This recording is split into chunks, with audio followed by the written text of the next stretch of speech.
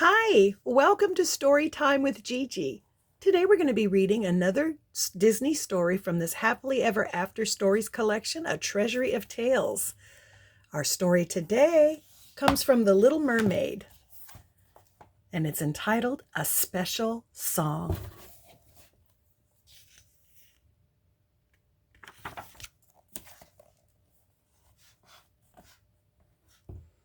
May I have your attention, please? Sebastian called. The crab tapped his baton on the podium to begin the rehearsal. King Triton's birthday was in a couple of days, and the court musicians were planning a special performance. Triton's daughter, Ariel, would sing while the orchestra played a brand new tune. Sebastian wanted the concert to be spectacular, but they still had a lot of work to do.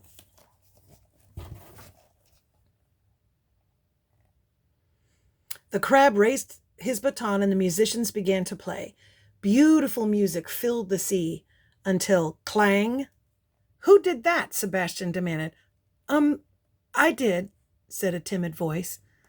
Not again, Coral, cried Sebastian. Sorry, the young mermaid replied, her cheeks red with embarrassment. Coral, said the conductor sternly, the best way to play the cymbals is to hold on to them. Yes, sir, Coral answered. Now, if there are no more interruptions, Sebastian said grumpily, let's continue.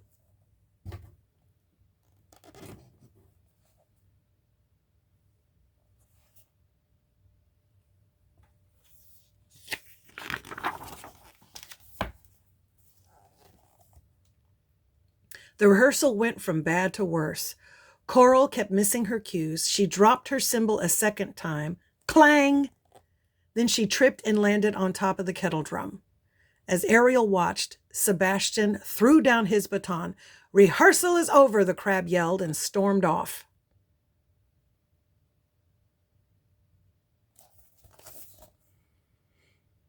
Ariel helped Coral up. Don't mind Sebastian, she said reassuringly. He just wants everything to be perfect. Coral bit her lip. I might as well quit the orchestra, she said sadly. I'll never be able to get this song right, let alone perfect. Don't worry about it, Ariel said. The only thing I'm perfect at is making Sebastian mad. You should have seen his face the last time I went to the surface. His eyes bulged right out of his head. You've been to the surface? Coral asked, amazed. Her face lit up with excitement. Wow!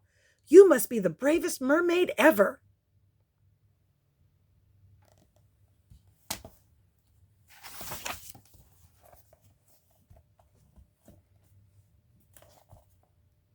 Ariel laughed. I don't know about brave, she said. It's just something I like to do.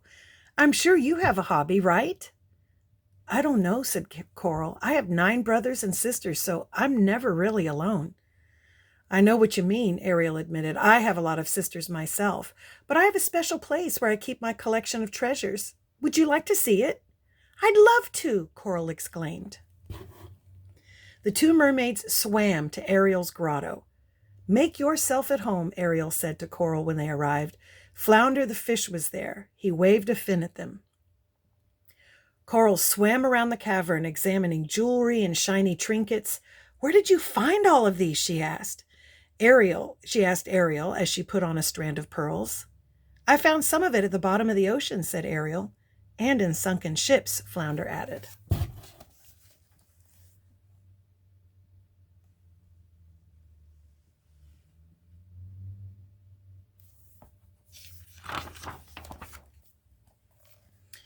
You've been inside a sunken ship? Coral asked with a gasp. Weren't you scared? Of course not. Were you, Flounder? Ariel teased. Nothing to it, the fish fibbed. So what are we waiting for? Ariel asked. Let's go. Coral and Flounder trailed behind Ariel as she swam. Soon they arrived at a ship that had sunk to the ocean floor. Come on, Ariel urged, disappearing through a large porthole. Let's see what's inside. She wants us to go in there? Coral exclaimed. Yep, answered Flounder. Inside the ship, Ariel found an old steamer trunk. Look at this, she cried, holding up a purple parasol. And this, Coral exclaimed, picking up a fancy lampshade. I wonder what it's for. My friend Scuttle can tell us, Ariel said. Follow me.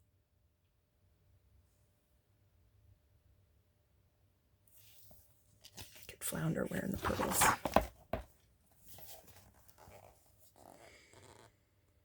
Where are we going? Coral asked Flounder. To the surface, he replied matter-of-factly. Before Coral had time to be scared, the friends had arrived. Scuttle the seagull was perched on a rock. He examined their treasures. This is a scribble flow, he said, looking at Ariel's parasol. Small humans use them to paddle around in the ocean. Then he turned his attention to Coral's lampshade. Oh, he said with excitement, a twirlerifer. It's what human ladies wear when they're going somewhere important. Before long, the friends had to leave.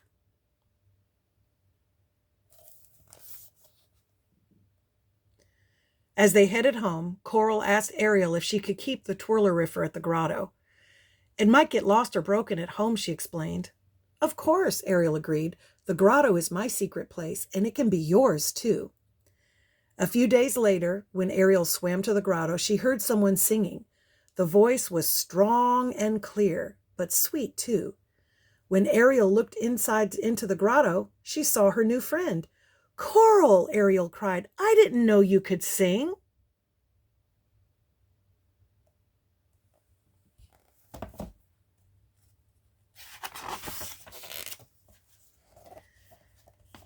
I can't, Coral said, not like you.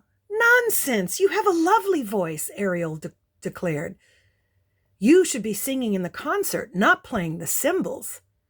The little blonde mermaid shrugged. I just like singing to myself, she explained. I've never actually performed. The next day at rehearsal, Sebastian made Ariel and the orchestra practice over and over again, but something always seemed to go wrong. The big day is tomorrow, the crab fretted. This concert must be fit for a king. King Triton, to be exact. Let's try it again. So they did, and the rehearsal went on and on. By the end of the afternoon, everyone was tired. See you tomorrow, Ariel said. Her voice was raspy. On the day of the concert, Ariel could only whisper. She had lost her voice. Ariel went to Sebastian with the sad news.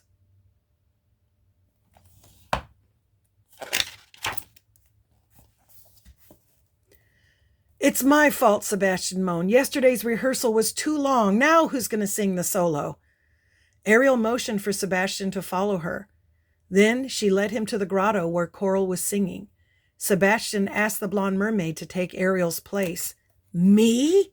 Coral said, but I can't. You must, Sebastian insisted.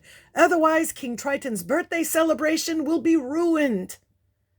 I can't sing in front of a crowd of mer people, Coral pleaded. And I certainly can't sing in front of King Triton. Sure you can, Flounder said. Coral thought about how she had visited a sunken ship and gone to the surface, things she had never thought she could do. All because of Ariel. Now her new friend was counting on her. All right, Coral said slowly. I'll do it.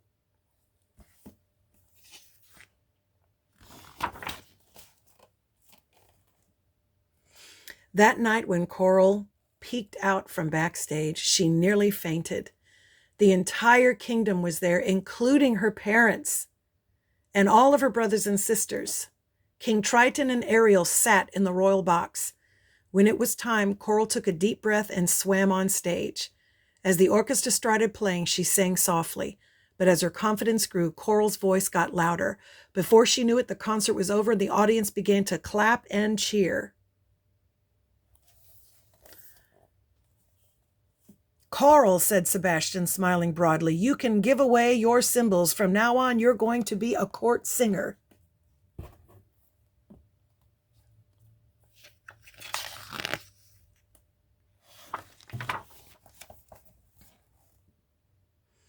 After the show, Ariel went backstage to congratulate her friend.